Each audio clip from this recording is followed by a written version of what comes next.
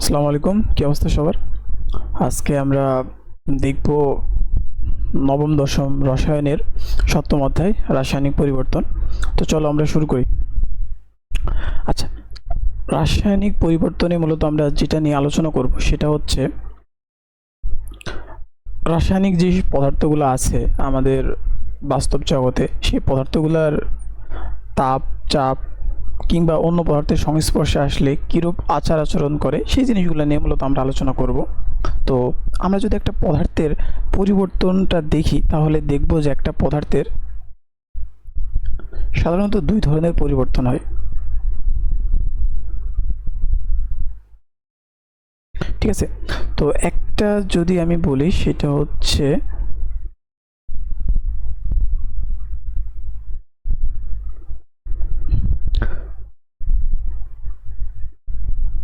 আচ্ছা, একটা হচ্ছে তোমার ভৌত পরিবর্তন, আর দ্বিতীয় যেটা সেটা হচ্ছে রাসায়নিক পরিবর্তন।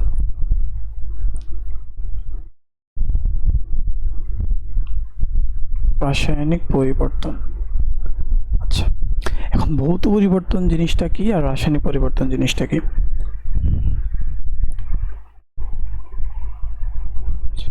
তো ভৌত পরিবর্তনের আমরা যেটা বলতে পারি সেটা হচ্ছে আমাদের চোখের সামনে এই উদাহরণটা আমরা দেখতে পারি। সেটা হচ্ছে যখন আমরা ফ্রিজ থেকে পানি বের করি, বরফ বের করি, সরি, তো বরফটা কি হয়, বরফটা হচ্ছে পানিতে কনভার্ট হয়। ঠিক আছে, বরফটা পানিতে কনভার্ট হয়। পানি আবার কিসে কনভার্ট হয়? আমরা যদি ওকে তাপ দিই, তাপ দিলে সেটা গ্যাসে কনভার্ট হয়। তো এগুলা একটা সে আরেকটা রূপান্তরিত হতে পারে। তো এখানে আমরা যে জিনিসটা একটু লক্ষ্য করি সেটা হচ্ছে আমরা দেখি যে এখানে পানির যে ভেতরের স্ট্রাকচারগুলো আছে সেগুলোর মূলত কোনো অভ্যন্তরীণ যে পরিবর্তন আছে সেটা মূলত কোনো পরিবর্তন হয় না। ঠিক আছে, পরিবর্তন হয় কোথায়? পরিবর্তন জাস্ট অবস্থার পরিবর্তন হয়। মানে এই বরফ ছিল, বরফ কি কঠিন অবস্থায় ছিল, যেটাকে আমরা সলিড বলতে পারি, সেটা থেকে আমাদের লিকুইডে কনভার্ট হয়েছে, মানে অবস্থার পরিবর্তন হয়েছে, কিন্তু অভ্যন্তরীণ কোনো পরিবর্তন হয় না। এই ধরনের পরিবর্তনকে আমরা সাধারণত ভৌত পরিবর্তন বলি। এখন যদি আমরা রাসায়নিক পরিবর্তন নিয়ে একটু আলোচনা করি। রাসায়নিক পরিবর্তন, আচ্ছা, তো রাসায়নিক পরিবর্তন নিয়ে যদি আমরা একটু বিশ্লেষণ করি তাহলে আমাদের পরিবেশের ম্যাক্সিমাম যে জিনিসগুলাই সবগুলোই দেখা যায় রাসায়নিক পরিবর্তনের মধ্যে ঘটে। যেমন একটা পানি তৈরির বিক্রিয়াই বলি, যদি হাইড্রোজেন আর অক্সিজেন যদি একসাথে মিলিত হয় তখনই কিন্তু পানি উৎপন্ন হয়। ঠিক আছে, তখন কিন্তু পানি উৎপন্ন হয়। সেম রকমভাবে কার্বন ডাইঅক্সাইড উৎপন্নের বিক্রিয়া, কার্বন আর অক্সিজেন মিলিত হয়ে কিন্তু কার্বন ডাইঅক্সাইড হয়। তারপরে আমরা যখন হচ্ছে চুনাপাথরকে যদি আমরা তাপ দিই, চুনাপাথরের সংকেত হচ্ছে ক্যালসিয়াম কার্বনেট, তো চুনাপাথরকে আমরা তাপ দিলে সেখানে হচ্ছে ক্যালসিয়াম অক্সাইড আর কার্বনেট উৎপন্ন হবে। এই সবগুলাই এই এখানে যতগুলো দেখানো হয়েছে সবগুলো হচ্ছে রাসায়নিক পরিবর্তন।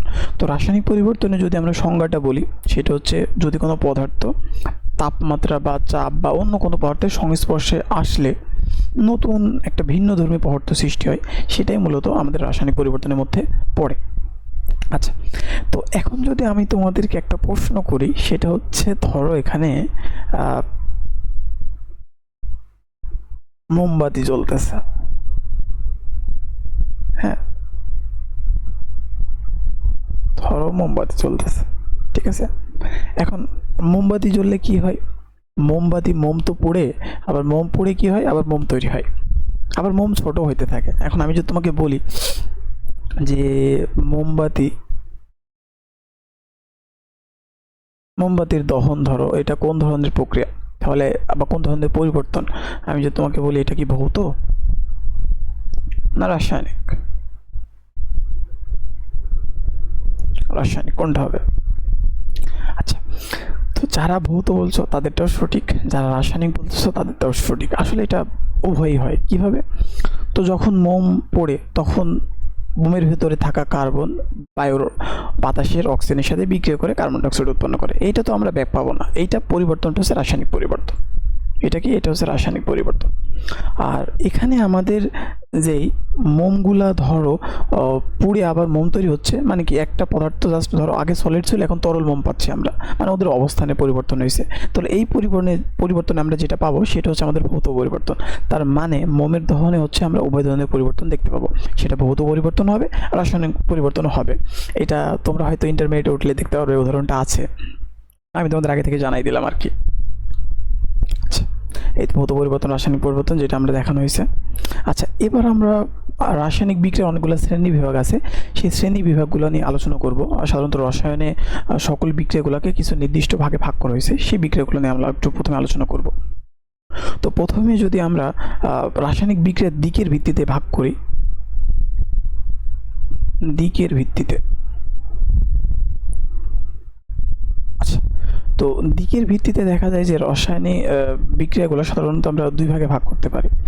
একটা হচ্ছে একমুখী বিক্রিয়া, ঠিক আছে, আর একটা হচ্ছে দ্বিমুখী বিক্রিয়া।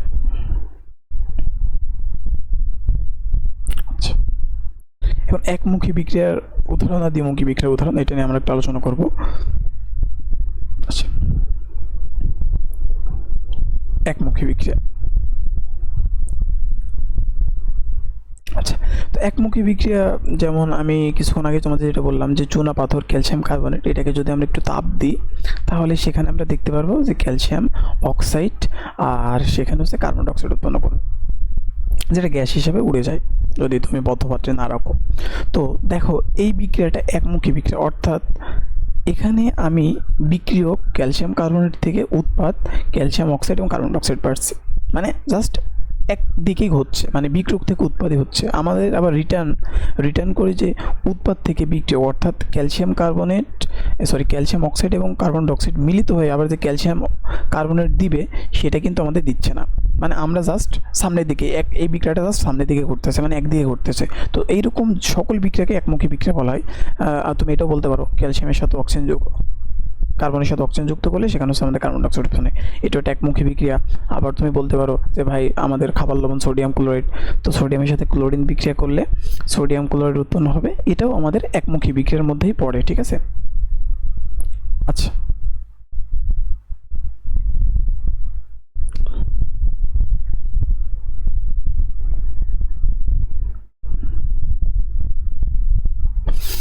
এবার আমরা দেখব হচ্ছে দ্বিমুখী বিক্রিয়া।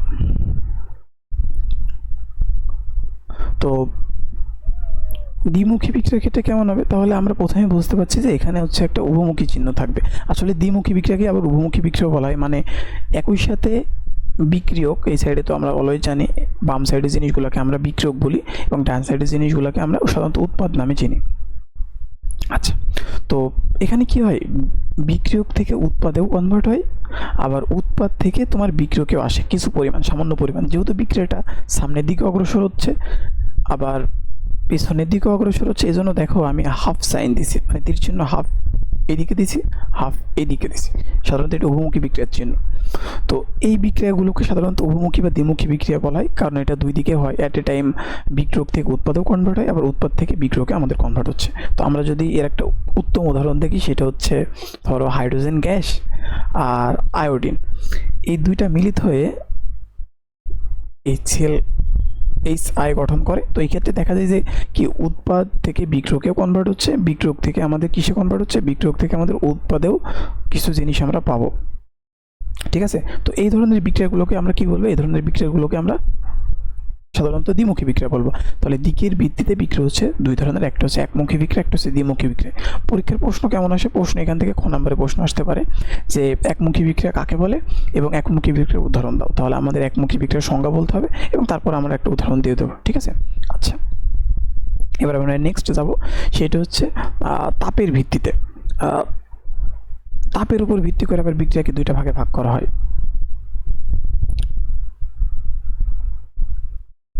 তো প্রথমটা কি, প্রথমটা হচ্ছে তাপ উৎপাদী বিক্রিয়া,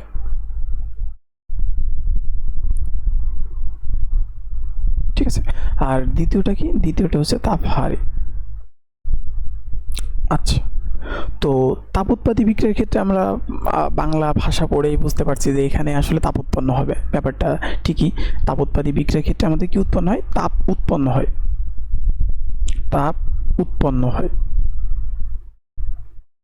আচ্ছা, আর তাপ হারির ক্ষেত্রে কি হয়, তাপ হ্রাস পায় বা তাপ কমে যায়।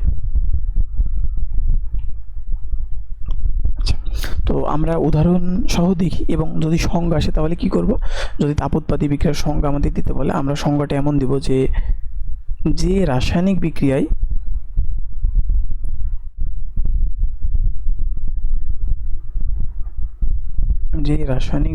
তাপ উৎপন্ন হয়, যে রাসায়নিক বিক্রিয়ায় তাপ উৎপন্ন হয় সেটাই তাপোৎপাদী বিক্রিয়া, তাপ উৎপাদে।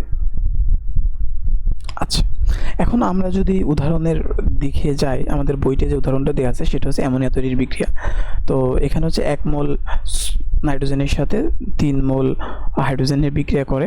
এটা অবশ্যই একটা উভমুখী বিক্রিয়া থাকবে, কারণ এটা দুই দিকে চিহ্ন থাকে।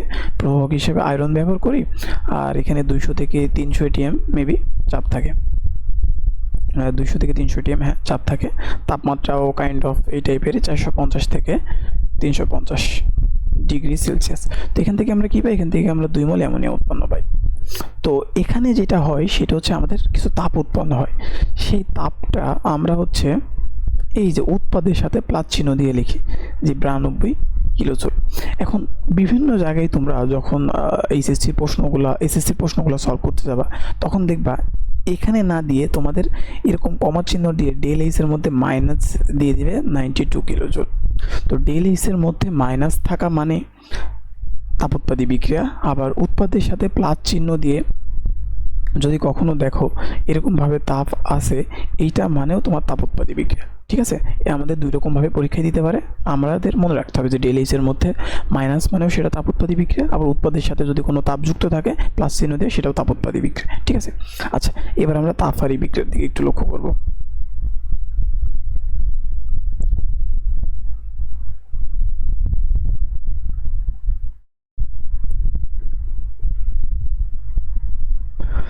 তাপহারি, তো তাপহারি বিক্রিয়া কাকে বলে, সেম যে রাসায়নিক বিক্রিয়ায় তাপ উৎপন্ন জায়গায় জাস্ট আমরা লিখবো তাপ কমে যায় বা তাপ হ্রাস পায়, সেই বিক্রিয়াকে তাপহারি বিক্রিয়া বলা হয়। তো এমন একটা উদাহরণ কোনটা, উদাহরণটা ধরো এই যে এটা নাইট্রোজেন আর অক্সিজেন মিলিত হয়ে এখানে আমাদের কি তৈরি করবে, এখানে আমাদের তৈরি করবে হচ্ছে সোডিয়াম নাইট্রোক্সাইড। ঠিক আছে, আচ্ছা এইটা। তো এখানে আমরা কি দেখি, এখানে আমরা দেখি যে হচ্ছে এখানে তোমার এরকম থাকবে -180 কিলোজুল, এই তাপটা থাকবে, এরকম থাকতে পারে এখানে, অথবা এখানে কমা দিয়ে আমাদের ডেল এইচ এর মধ্যে তোমার পজিটিভ 180 কিলোজুল দিতে পারে, অথবা আরেকটা জিনিস দিতে পারে সেইটা হচ্ছে উৎপাদে প্লাস চিহ্ন দিবে।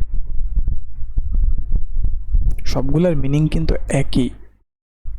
ঠিক আছে, সবগুলোর মিনিং কিন্তু একই। তার মানে আমরা কি বুঝলাম, আমরা বুঝলাম ডেল এইচ এর মধ্যে যদি পজিটিভ সাইন থাকে তার মানে কি, সেটা হচ্ছে তাপ হারে। আর ডেল এইচ এর মধ্যে যদি আমাদের নেগেটিভ সাইন থাকে সেটা হচ্ছে তাপ উৎপাদে। ক্লিয়ার? এই দুটো জিনিস দিয়ে কিন্তু আমাদের বিভিন্ন সময় আমাদের ব্রেন পরীক্ষা করতে পারে যে মাঝে মধ্যে এখানে অ্যাড করে, ঠিক আছে, তারপর মাঝে মধ্যে দেখবা তোমার এখানে এই যে এরকম ডেল এইচ এর মধ্যে দিয়ে দিবে, মাঝে মধ্যে আমাদের উৎপাদে দিয়ে দিতে পারে। অলওয়েজ আমরা মাথায় রাখবো যে তাপ উৎপাদী বিক্রিয়ার ক্ষেত্রে উৎপাদে তাপ উৎপন্ন হবে, অর্থাৎ উৎপাদে প্লাস চিহ্ন দিয়ে তাপ দেওয়া থাকবে, অথবা ডেল এইচ এর মধ্যে নেগেটিভ। একটা জিনিস মনে রাখলে তাপ হারিত তার রিভার্স প্রক্রিয়া। আচ্ছা গেল, এই হচ্ছে তাপের ভিত্তিতে। তাহলে আমাদের কয়টা হলো, একটা হচ্ছে দিকের ভিত্তিতে দুই প্রকার, একমুখী দ্বিমুখী, আর একটা হচ্ছে তাপের ভিত্তিতে দুই প্রকার, একটা তাপ উৎপাদী এবং একটা হচ্ছে তাপ হারি। আচ্ছা, এবার আমরা যেটা দেখবো সেটা হচ্ছে ইলেকট্রন স্থানান্তরের ভিত্তিতে। তো ইলেকট্রন স্থানান্তরের ভিত্তিতে এ বলতে কি বোঝায় ভাই, ইলেকট্রন স্থানান্তরের ভিত্তিতে বলতে বোঝায়, মনে করো ইলেকট্রন গ্রহণ এবং দান ব্যাপারটা, মানে কোনো বিক্রিয়ায় দেখা যায় ইলেকট্রনের গ্রহণ আদান প্রদান হয়, কোনো বিক্রিয়ায় ইলেকট্রন আদান প্রদান হয় না। তো যেটাতে ইলেকট্রন আদান প্রদান হয় আমরা তো জানি সেটাকে বলা হয় রেডক্স বিক্রিয়া, বা তোমরা যেটা শিখবা জারণ বিজারণ, রেডক্স বিক্রিয়া। তো রেডক্স বিক্রিয়ার ক্ষেত্রে কি হয়, ইলেকট্রনের আদান প্রদান হয়, আদান প্রদান। আচ্ছা, আরেকটা কি নন রেডক্স বিক্রিয়া, মানে যেখানে ইলেকট্রন আদান প্রদান হয় না, ইলেকট্রনের আদান প্রদান হয় না। ঠিক ঠিক আছে। তো এই দুই ধরনের সাধারণত ইলেকট্রন স্থানান্তরের ভিতরে বিক্রিয়া হতে পারে। এখন রেডক্স বিক্রিয়ার ভেতরে আবার কিছু ক্লাসিফিকেশন আছে, সেই ক্লাসিফিকেশনগুলো আমরা একটু দেখার চেষ্টা করব। রেডক্স বিক্রিয়া, রেডক্স, তো রেডক্স বিক্রিয়াকে কয়েকটা ভাগে ভাগ করা হয়। সেটা যদি আমরা একটু দেখার চেষ্টা করি, প্রথমেই আমাদের যেটা আসবে সেটা হচ্ছে সংযোজন বিক্রিয়া। প্রথমে কোন বিক্রিয়া আসবে? প্রথমে আমাদের আসবে হচ্ছে সংযোজন বিক্রিয়া।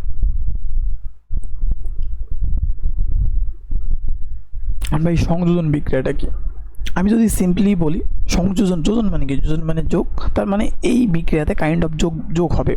তো ভাই কোথায় যোগ হবে, উৎপাদে না বিক্রিয়কে, সেই জিনিসটা আমরা এখন দেখব। তো ধরো এটা আছে FeCl2, তোমাদের বইটা আমি দেখাচ্ছি, তার সাথে ধরো একটা ক্লোরিন অ্যাড আছে। তো এখানে যুক্ত হয়ে কী তৈরি করবে? FeCl3। আয়রনের যোজনী আমরা জানি, আয়রনের যোজনী কি 2ও হতে পারে 3ও হতে পারে। তো এখানে 2 ছিল, এখানে 3 হয়ে গেল।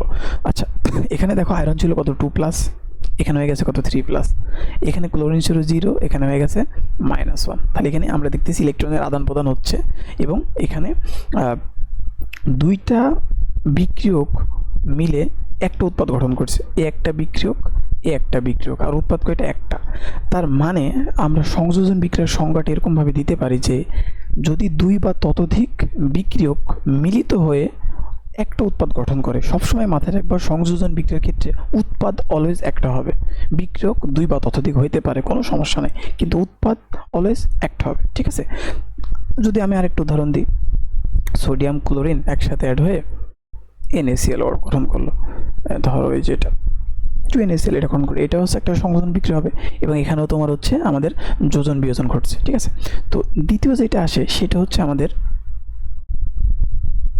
সংযোজনের বিপরীত কি? যোগ হলে এবার বিয়োগ হবে, অর্থাৎ বিয়োজন বিক্রিয়া। তো বিয়োজন বিক্রিয়া সংযোজন বিক্রিয়ার ঠিক রিভার্স প্রসেস। তো ধরো এখানে FeCl3 ছিল, এটা ভেঙে কি হলো? FeCl2 প্লাস Cl2 এটা উৎপন্ন করলো। অথবা ধরো PCl5 ছিল, যেটা ভেঙে PCl3 আর Cl2 উৎপন্ন করছে। তার মানে এখানে দেখো আমরা কি বলতে পারি, এখানে অলওয়েজ বিক্রিয়ক থাকবে একটা, উৎপাদ থাকবে 2টা বা ততোধিক, মানে সেম আমাদের সংযোজন বিক্রিয়ার রিভার্স একটা প্রসেস। ঠিক আছে, তাহলে রেডক্স বিক্রিয়া একটা হচ্ছে সংযোজন বিক্রিয়া, আরেকটা হচ্ছে বিয়োজন বিক্রিয়া। আরও কিছু বিক্রিয়া আছে, সেগুলো আমরা দেখব। সেটা হচ্ছে প্রতিস্থাপন বিক্রিয়া।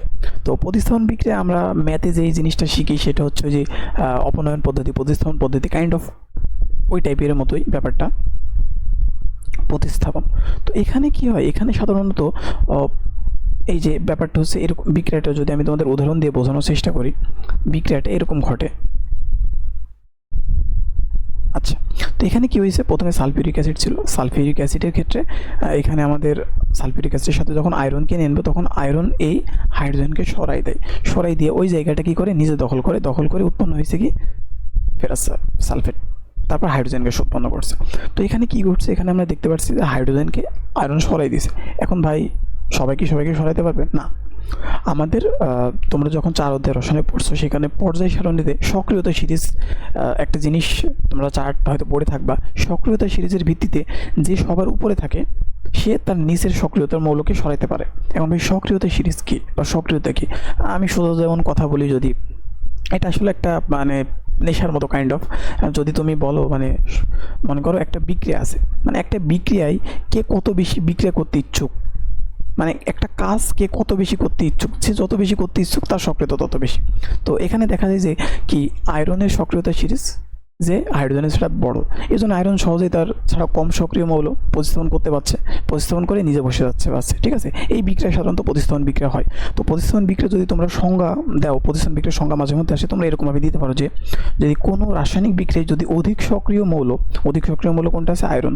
অধিক সক্রিয় মৌল বা যৌগ অপর একটা কম সক্রিয় মৌল কোনটা আছে? হাইড্রোজেন। কম সক্রিয় মৌলকে প্রতিস্থাপন করে নতুন একটা যৌগ, এই যে নতুন একটা যৌগ গঠন করছে, তাহলে সেই ধরনের বিক্রিয়াকে সাধারণত আমরা প্রতিস্থাপন বিক্রিয়া বলতে পারি। ক্লিয়ার? তাহলে এই হচ্ছে আমাদের প্রতিস্থাপন বিক্রিয়া। তারপরে 4 নম্বর কি?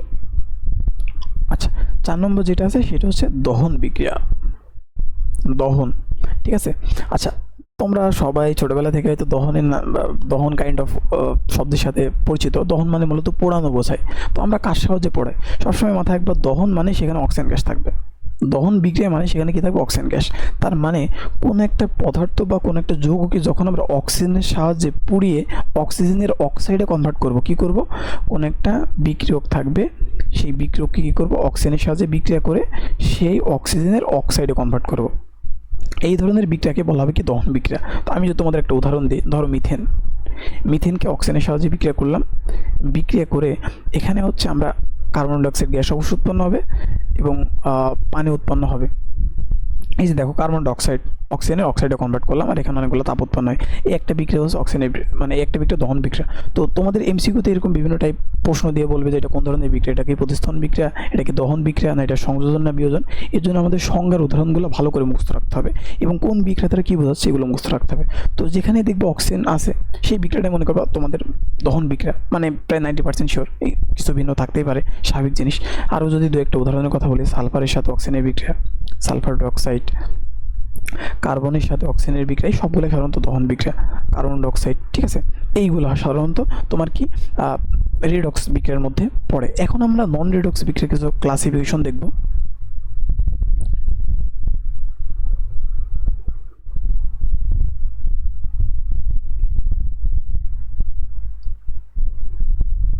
আচ্ছা, তো নন রেডক্স বিক্রিয়ার ক্লাসিফিকেশন, নন রেডক্স। তো নন রেডক্স ক্লাসিফিকেশনে প্রথমে হচ্ছে প্রশমন বিক্রিয়া, প্রশমন। তো তোমরা হয়তো তোমাদের জানার কথা না, এটা নবম অধ্যায়ের মূলত কনসেপ্ট। প্রশমন জিনিসটা কি? তো প্রশমন জিনিস মূলত বোঝায় যেখানে ধরো পিএইচ এর মান, পিএইচ তোমরা চিনবা না, পিএইচ মূলত হচ্ছে হাইড্রোজেন আয়নের ঋণাত্মক লগারিদম। তো সাধারণত যেখানে একটা অ্যাসিড আর একটা ক্ষার মিলিত হয়ে একটা লবণ আর একটা পানি উৎপন্ন করে, যে সবার পরিচিত অ্যাসিড যেটা আমাদের পেটের মধ্যে থাকে HCl, আর ক্ষার ধরো সোডিয়াম হাইড্রোক্সাইড, পরিচিত ক্ষার, এই দুইটা মিলে কি করবে? লবণ করবে। লবণ হচ্ছে NaCl আর পানি H2। তোমাদের মনে হতে পারে যে ভাই আপনি বিক্রিয়াগুলো কেমনে এত সহজে লিখছেন? এগুলো লেখার একটা পদ্ধতি আছে, সেটা কি? এইটার পজিটিভ হাইড্রোজেন, নেগেটিভ ক্লোরিন, এটার পজিটিভ কি? সোডিয়াম, এটা নেগেটিভ কি? OH। তো এর পজিটিভ এর নেগেটিভের সাথে যুক্ত হবে, এর নেগেটিভ এর পজিটিভের সাথে যুক্ত হবে। দেখো আমি সেটাই করছি, সোডিয়ামের সাথে ক্লোরিন যুক্ত করে NaCl, OH এর সাথে এই যুক্ত করে পানি উৎপন্ন করছে। প্রত্যেকটা বিক্রিয়াই এরকমভাবে ঘটে। ম্যাক্সিমাম বিক্রিয়াগুলোই তুমি এই একটা জিনিস দিয়ে তুমি সবগুলো সলভ করতে পারো। তো এটা হচ্ছে একটা প্রশমন বিক্রিয়া। তো আমি যদি প্রশমন বিক্রিয়ার সংজ্ঞাটা দিই, যে কোনো একটা অ্যাসিড এবং কোনো একটা ক্ষার যদি যুক্ত হয়ে আমাদের হচ্ছে একটা লবণ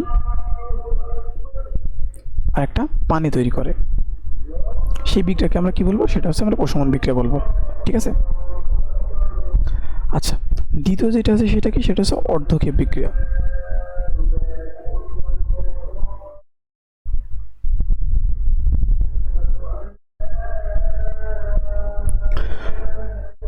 তো অর্ধক্ষেপ বিক্রিয়ার ক্ষেত্রে কি? অর্ধক্ষেপ বিক্রিয়ার ক্ষেত্রে দেখা যায় যে আমাদের বিক্রিয়া শেষে পাত্রের মধ্যে একটা তলানি পড়ে।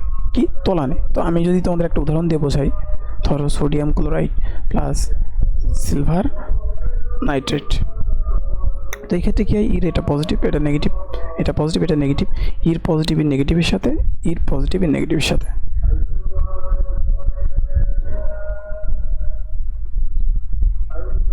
এই জিনিসটা হচ্ছে তলানি পড়ে। তলানিকে আমরা এই চিহ্ন দ্বারা প্রকাশ করি। তো তোমরা যদি এই বিক্রিয়াটার সংজ্ঞা দিতে চাও, এরকম দিতে পারো যে যে বিক্রিয়ায় দ্রবণীয় বিক্রিয়ক পদার্থ অন্য একটা অন্য একটা পদার্থের সাথে বিক্রিয়া করে সে কঠিন অবস্থায় তলানিতে পড়ে, এই যে বিক্রিয়া তলানি পড়তেছে অবশ্যই কঠিন অবস্থায় পড়বে।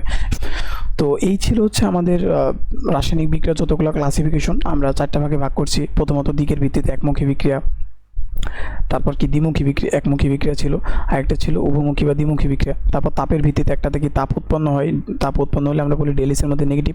আরেকটা ক্ষেত্রে তাপ হ্রাস পায়, হ্রাস পেলে আমরা বলছি ডেলিসের মধ্যে পজিটিভ।